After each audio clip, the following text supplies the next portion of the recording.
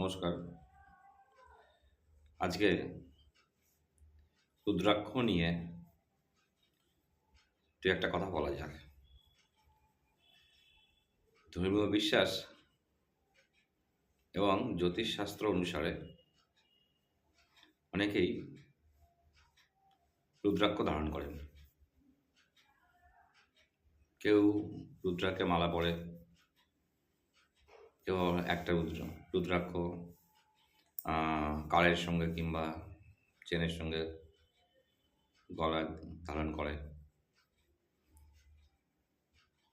রুদ্রাক্ষ একটা পবিত্র জিনিস।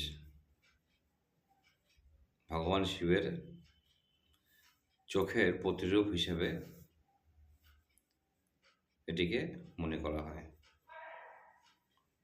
কিন্তু অনেকে জানেন না তাদের রাশি অনুযায়ী কয়মুখী রুদ্রাক্ষ ধারণ করা উচিত। তো এই ভিডিওর মাধ্যমে আমি তার একটা আভাস দেওয়ার চেষ্টা করছি। মেষ রাশি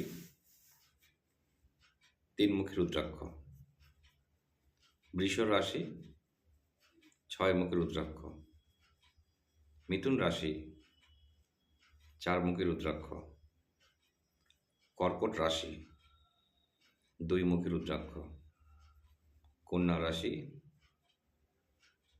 12 মুখী রুদ্রাক্ষ, তুলা রাশি 6 মুখী রুদ্রাক্ষ, বৃশ্চিক রাশি 3 মুখী রুদ্রাক্ষ, ধনু রাশি 5 মুখী রুদ্রাক্ষ, মকর রাশি 7 মুখী রুদ্রাক্ষ, কুম্ভ রাশি 7 মুখী রুদ্রাক্ষ, মীন রাশি 5 মুখী রুদ্রাক্ষ এবং সিংহ রাশি 5 মুখী রুদ্রাক্ষ। সুতরাং বুঝতে পারলেন, এই সমস্ত রাশির জাতক এবং জাতিকারা এই ধরনের রুদ্রাক্ষ ধারণ করবেন। উল্টোপাল্টা কোনো রুদ্রাক্ষ ধারণ করা উচিত নয়, তাহলে কিন্তু হিতে বিপরীত হতে পারে। এবারে কীভাবে ধারণ করবেন? বাজার থেকে রুদ্রাক্ষ কিনে আনলেন, সুতো গলিয়ে পরে ফেললেন, এটা কিন্তু ঠিক নয়।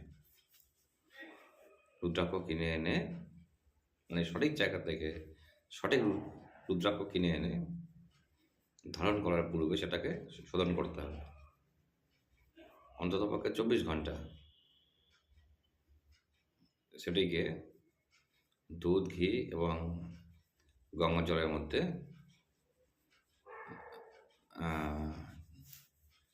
ডুবে রাখতে হবে।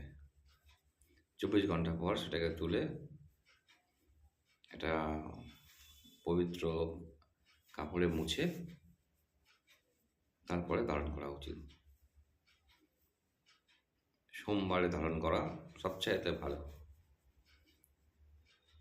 এবারে রুদ্রাক্ষ ধারণ করলে কি হয়? অনেকগুলো পজিটিভ সাইড আছে। যেমন ধরুন, নেগেটিভ প্রভাব দূর হবে, একাগ্রতা বৃদ্ধি পাবে,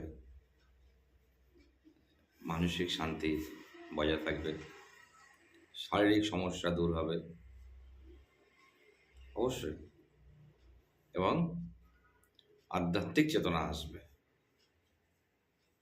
এবার যারা রুদ্রাক্ষের মালা ধারণ করেন, ঠিক আছে, তবে এই মালায় কিন্তু কখনোই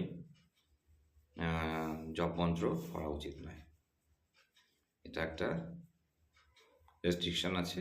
মালা ধারণ করুন, কিন্তু সেই মালা জপা যাবে ব্যাপারটা আছে, সেটা করা যাবে না। সুতরাং বুঝতে পারছেন, দোকান থেকে রুদ্রাক্ষ কিনে এনে ধারণ করলে কিন্তু হবে না। যথাযথ নিয়মে এবং রাশিচক্র অনুযায়ী সঠিক রুদ্রাক্ষ ধারণ করলে অবশ্যই আপনি পজিটিভ রেজাল্ট পাবেন। সর্বোপরি ঈশ্বরের প্রতি ভক্তি রাখতে হবে এবং নিজেকে সৎ সৎ থাকতে হবে, তাহলে আপনি অবশ্যই ভালো রেজাল্ট পাবেন।